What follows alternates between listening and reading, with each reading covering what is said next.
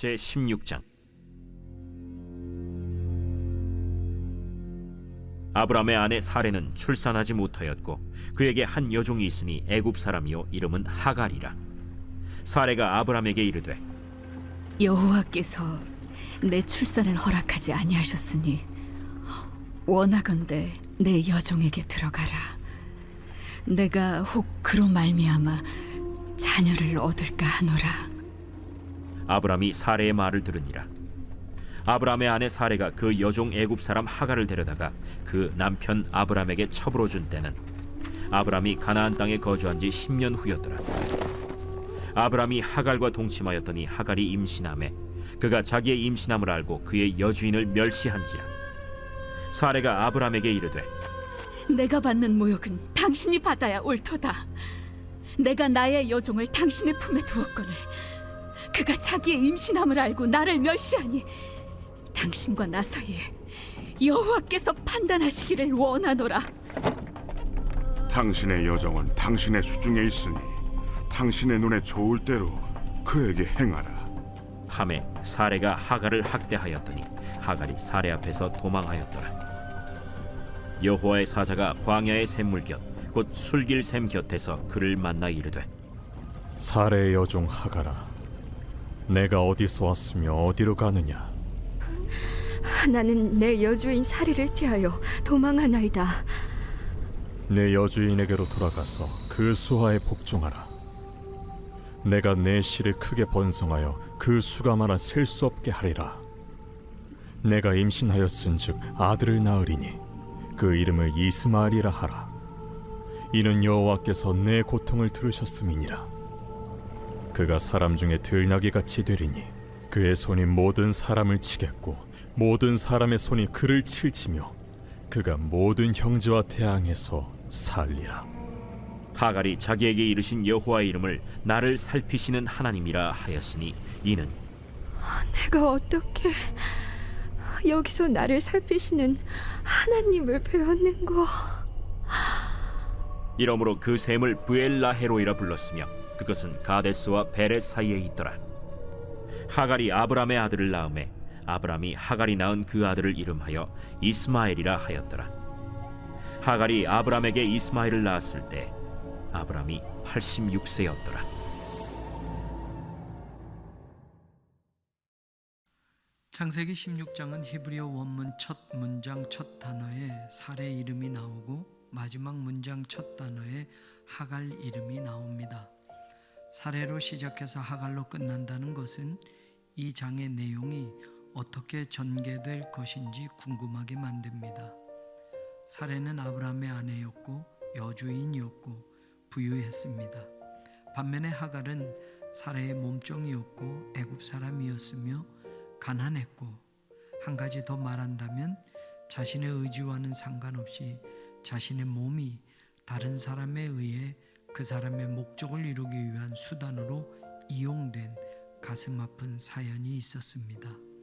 그런데도 우리가 여전히 하갈에게 눈살이 찌푸려지는 것은 본문에 나오는 한 구절 때문입니다. 4절에 나오는 그가 자기의 임신함을 알고 그의 여주인을 멸시한지라는 이 대목 때문에 우리는 언제나 창세기 16장을 읽을 때 사레의 편에 서 있었고 하갈에게는 마음이 가지 않았던 게 사실입니다. 실제로는 아브라함과 사레가 하나님께 약속의 말씀을 들었지만 그것을 확실히 믿지 못해 엄청난 일을 자신들 마음대로 벌려놨음에도 우리는 이미 결과를 알아버리고 이 본문을 대하기 때문에 당연히 아브라함과 사레의 시각을 가지고 하갈을 괜히 미워하게 되는 것입니다. 그러나 하나님이 바라보시는 관점에서 성경이 말하고 있는 분명한 증언에서 창세기 16장을 읽어보면 창세기 16장의 주인공은 사레가 아니라 하갈이 되고 하나님은 사레를 만나지도 않았고 하갈을 먼저 만나 주셨다는 놀라운 사실을 알게 됩니다. 사실 하갈의 삶이 뒤죽박죽이 된 것은 하갈이 의도한 바도 없었고 처음부터 하갈의 책임도 아니었습니다. 하갈의 삶이 힘겹게 꼬여버린 것은 분명히 여주인 사레 때문이었습니다. 창세기 16장 처음 1절을 보면 아브라함의 사례는 출산하지 못하였고 라고 나오고 16장 마지막 본문은 하갈이 아브라함에게 이스마엘을 낳았다로 나오면서 사례와 하갈의 극명한 대비를 이루며 시작하고 끝을 맺고 있습니다. 내 몸에서 날 자가 내 후사가 되리라고 하나님이 아브라함에게 말씀하셨기 때문에 아브라함과 사례는 기다렸지만 하나님이 허락하시는 시간은 너무도 오래 걸렸습니다. 그래서 사례가 나섭니다.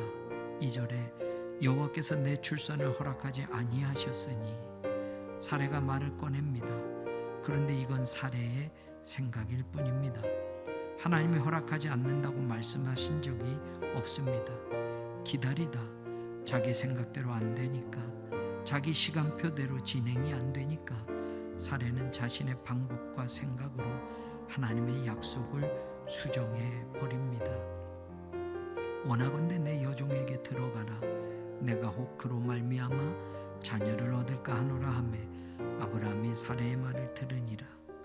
사례가 나서자 아브라함은 하나님의 말씀을 분명하게 들은 사람임에도 사례의 생각과 방법에 동조하며 따르기로 결정합니다.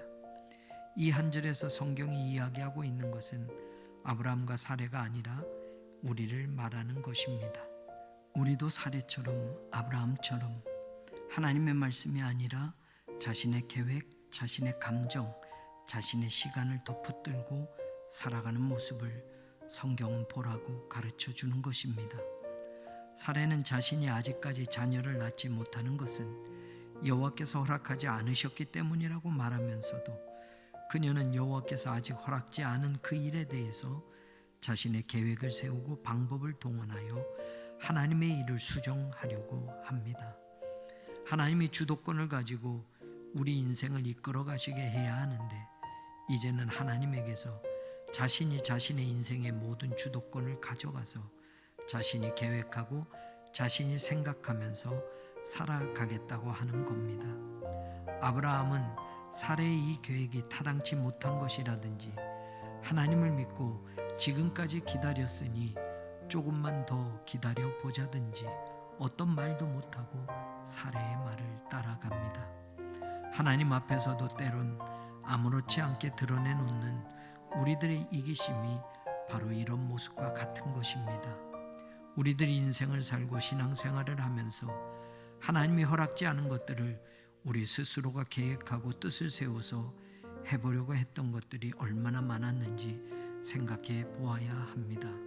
하나님을 위한 삶보다는 나 자신을, 내 가족을, 내 사업을 우선 두고 살았던 시간들과 날들이 얼마나 많았는지 생각해 보아야 합니다. 하나님을 내 인생의 주권자로 고백하고 하나님이 이끄시는 삶을 따라가고 하나님의 시간을 기다리고 하나님의 계획을 끝까지 믿기보다 기다리지 못하고 만족하지 못하고 자신의 인생의 주도권을 자기가 쥐고 주인 행세를 할 때가 많습니다. 내가 하나님보다 더 앞서 나가면서 하나님은 단지 내 인생의 백업 요원 정도로 생각하며 나에게 맞춰서 따라오시기를 원했던 적이 많았습니다. 인생 전체가 아닌 어느 부분만 살펴봐도 그 삶의 발자국들이 남겨놓은 자리마다 하나님을 위한 삶이라고 했던 부분에서조차도 섬뜩하리만큼 나 자신을 위한 삶과 육체적 욕심과 세상의 것만을 위해 살았던 모습들을 많이 볼 수 있게 됩니다. 4절에 그 여주인을 멸시한지라는 9절의 한 단어 때문에 이제까지 하갈은 모두에게 동정을 받지 못했습니다. 이 9절의 히브리어 원문을 보면 바테칼 가볍게 보이다, 깨비르타 그녀의 여주인이, 뿌에네이아 그녀의 눈에, 이렇게 세 단어가 나옵니다. 첫 단어 깔랄은 가볍다는 뜻입니다. 두 번째 단어 깨베레트는 강하다, 무겁다는 뜻의 까바르라는 동사에서 나온 명사로 사례는 하갈의 여주인으로 그녀에게는 언제나 강한 존재로 비중 있는 존재로 보여졌다는 뜻입니다.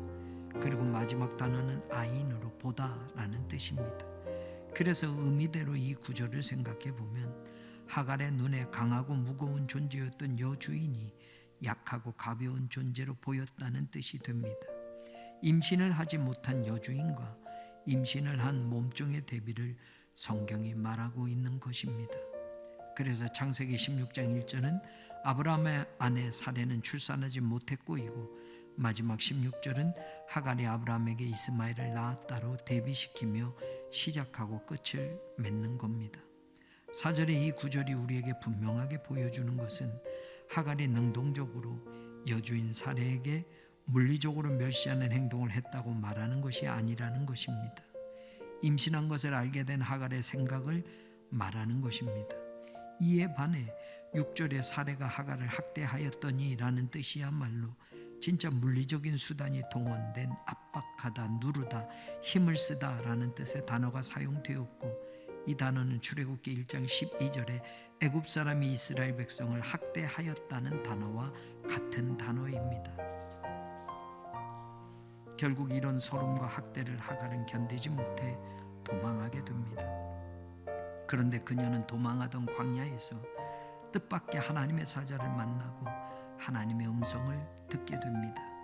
아이러니컬하게도 구약 성경에 기록된 것으로 보자면 하갈은 이방 애굽인이었고 주인으로부터 버림받은 종이었고 아무런 백도 없는 여인이었지만 하나님을 사레보다 먼저 만난 여자가 되었습니다.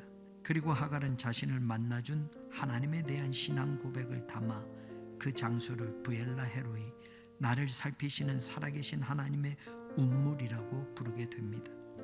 하나님은 자신의 주인 아브라함과 사레의 하나님으로 알고 있었는데 그 하나님이 나를 만나주시고 나를 살펴주시는 하나님이셨고 내게도 축복의 약속을 남기시는 하나님이셨습니다. 그녀는 이제 하나님이 더 이상 사레의 하나님이나 아브라함만의 하나님이 아니라 나의 하나님이 되신다고 고백하고 있습니다. 뱃속에 있는 아기에 대해서도 내가 내 씨를 크게 번성하여 그 수가 많아 셀 수 없게 하리라. 내가 임신하였은즉 아들을 낳으리니 그 이름을 이스마엘이라 하라. 이는 여호와께서 내 고통을 들으셨음이니라. 축복을 선언해 주십니다.